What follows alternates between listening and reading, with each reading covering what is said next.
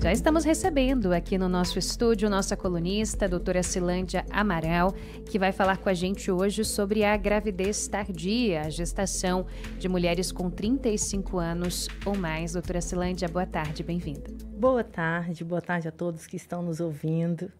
Bom, falar sobre gravidez é falar sobre saúde, sobre né? saúde, totalmente. E, doutora, já começo com uma pergunta que talvez seja de muitos homens e até de mulheres que ainda não tiveram filhos ou que tiveram filhos mais jovens. A gestação, ela é considerada tardia, portanto, pela medicina, dos 35 anos em diante. Exatamente. Então, assim, do ponto de vista clínico, o ideal é que nós tivéssemos gestações abaixo dos 35 anos.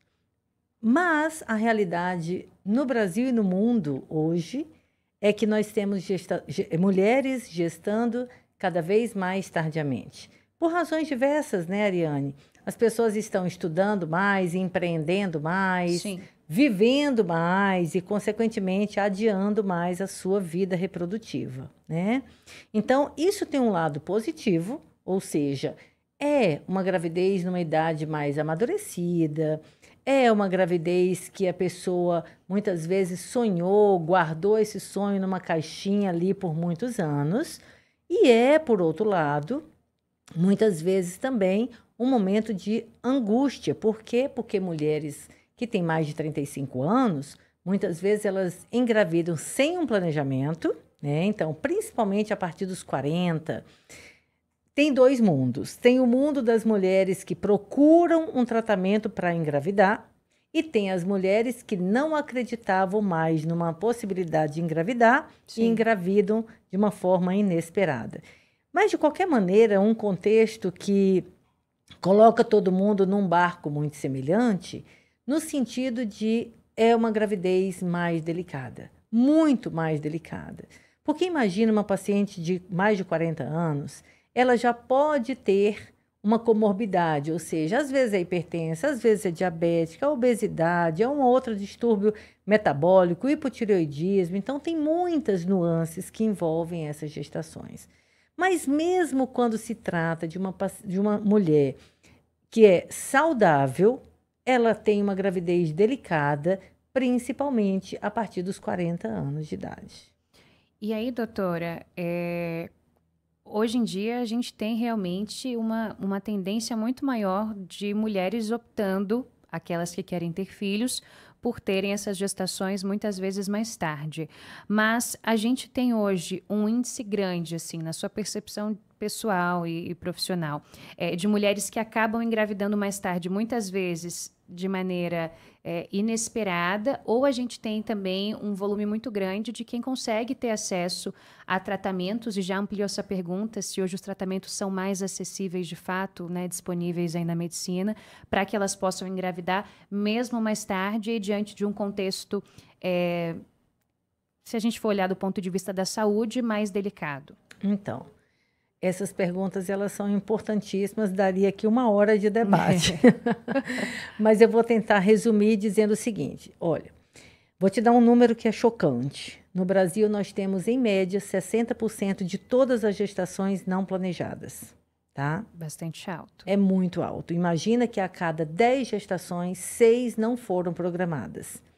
Quando nós pensamos nos extremos reprodutivos, ou seja, abaixo de 20 e acima de 40, essa taxa é muito maior, principalmente quando a gente faz esse levantamento na rede pública de saúde. Porque, como você perguntou, qual é o acesso de um tratamento de reprodução humana para uma gravidez programada a partir de 35 ou 40 anos de idade?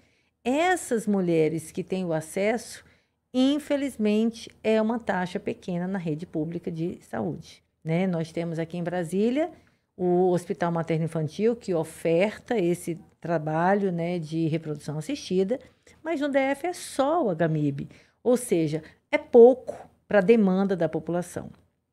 Do contrário, na rede privada, esse é um tratamento que hoje tem sido cada vez mais especializado, com uma taxa de sucesso cada vez melhor e que muitas vezes, eu acho que isso vale até enfatizar e chamar a atenção, é que as mulheres também estão tomando mais consciência desta realidade reprodutiva e muitas delas dizem assim: eu não estou pronta para engravidar agora, eu estou beirando 35 anos de idade, mas eu ainda não tenho um parceiro fixo, eu não estou me sentindo apta a enfrentar a maternidade. Essas mulheres muitas vezes procuram um serviço de reprodução humana, elas fazem todo um planejamento reprodutivo, tem congelamento de óvulos, então são de fato dois mundos muito diferentes. Eu digo infelizmente porque realmente é diferente o que a gente tem de oferta na rede pública ou na rede privada.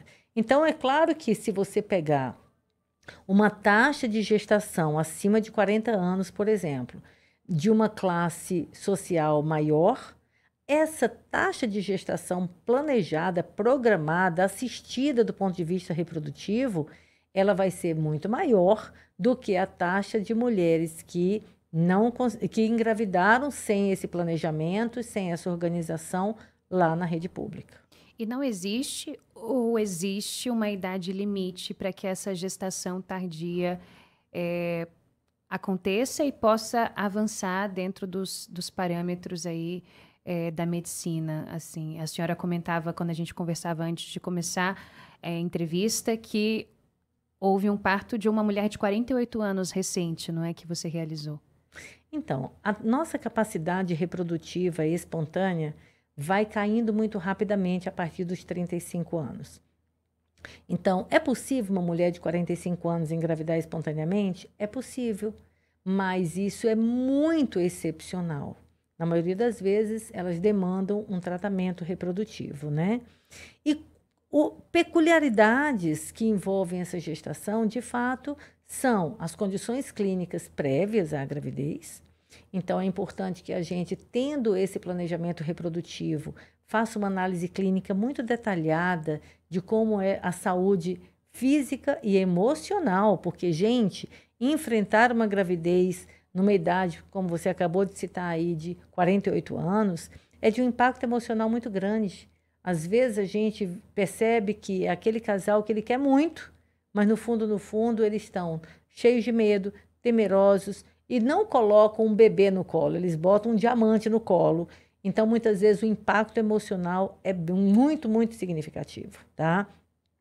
Mas a gente sabe que há uma queda muito grande da capacidade reprodutiva e, inclusive, com aumento de taxas de alterações fetais, perdas gestacionais, complicações durante todo o processo da gravidez, como doença hipertensiva, diabetes, restrição de crescimento do neném, ou seja, aquele bebê que ele tem mais dificuldade de fazer um crescimento intraútero, muitas vezes necessidade de antecipar o parto, né? Essa semana passada a gente estava aqui falando sobre a prematuridade. Sim.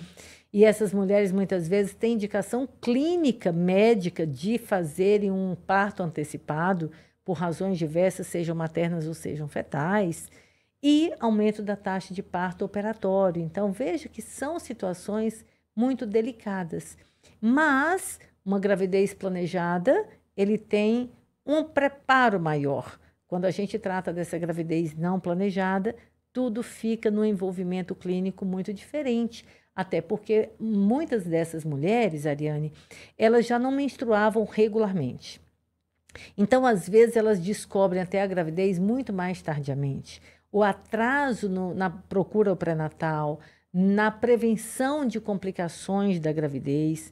Então, é realmente bem diferente um segmento, né, que a gente precisa aqui enfatizar, que essas mulheres com mais de 40 anos que não têm um planejamento de reproduzir, que elas também procurem assistência até para discutir método contraceptivo, porque elas podem até estar menstruando irregularmente, mas elas, às vezes, são capazes de engravidar. Muito bem.